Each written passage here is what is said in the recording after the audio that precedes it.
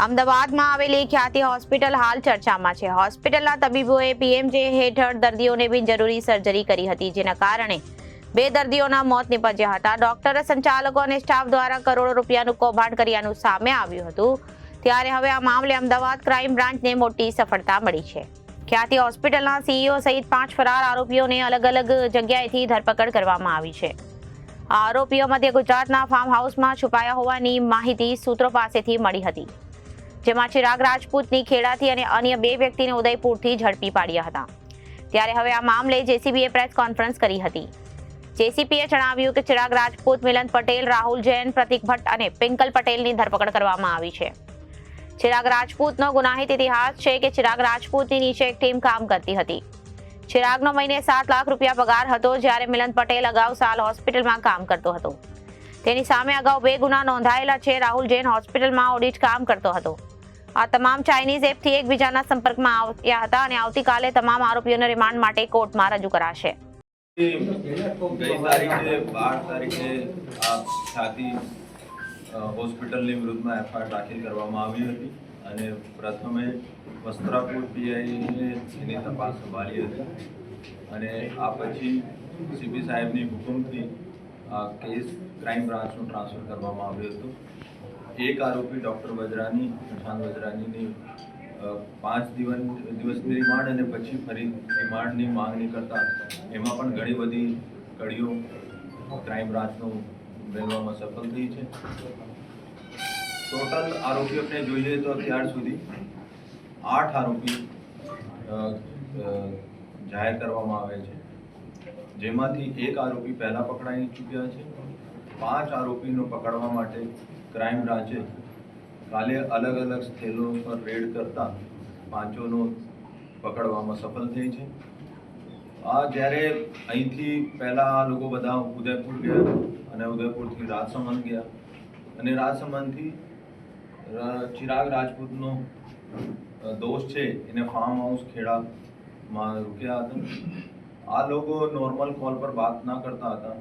Chinese અને Russian એપથી એકબીજાની સંપર્કમાં હતા, જેનો ધ્યાનમાં લઈને ડીસીપી ક્રાઇમ અજીત રાજન સાહેબ અને એસીપી શ્રી ભરત પટેલ અને તમામ સાયબરની પણ ટીમો, ક્રાઇમ બ્રાન્ચની અલગ અલગ કુલ 10 ટીમો બનાવવામાં આવેલ હતી અને સાયબર એક્સપર્ટની પણ મદદ મેળવી અને આ લોકોનો લોકેટ કર્યા અને ગઈકાલે આ લોકોનો ત્યાંથી ધરપકડ કરીને આજે અહીંયા લઈને આવ્યા.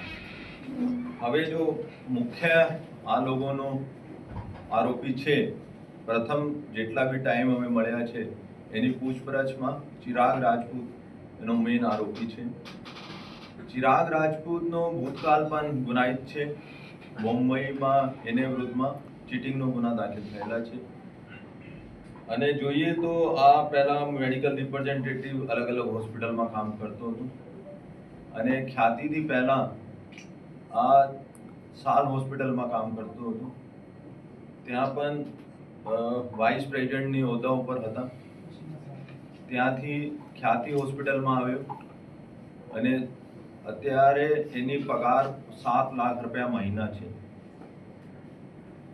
અને ખ્યાતિ હોસ્પિટલનો બીજા જો મેઇન આરોપી છે આ રાહુલ જૈન છે, જો સીએનો તરીકે ત્યાં કામ કરતા હતા. તમામ પૈસાની હેરફેર અને ઓડિટ રિપોર્ટ્સ જનરેટ કરવાનો, ખર્ચા પણ કરવાનો, અગર કોઈ ગિફ્ટ આપવાનો છે, કમિશન આપવાનો છે, આ પણ સેલ્ફ વિડ્રોલ અથવા ચેક મારફતે કમિશન અપાવતો હતો.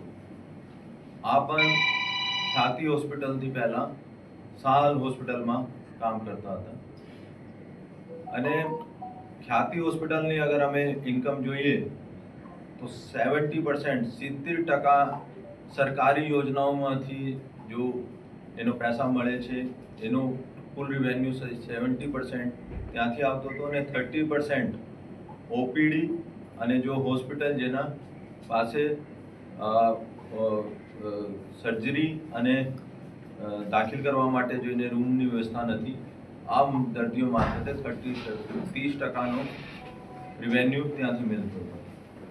ચિરાગ રાજપૂતે એને અંડર એક ટીમ રાખી હતી, એક મિલિન પટેલ છે, જો પહેલા સાલમાં પણ નોકરી કરતા હતા અને એને થોડા શેર માર્કેટમાં નુકસાન જતા એના વિરુદ્ધમાં પણ પહેલા 2 કેસ 138 મુજબ દાખલ થયેલા છે.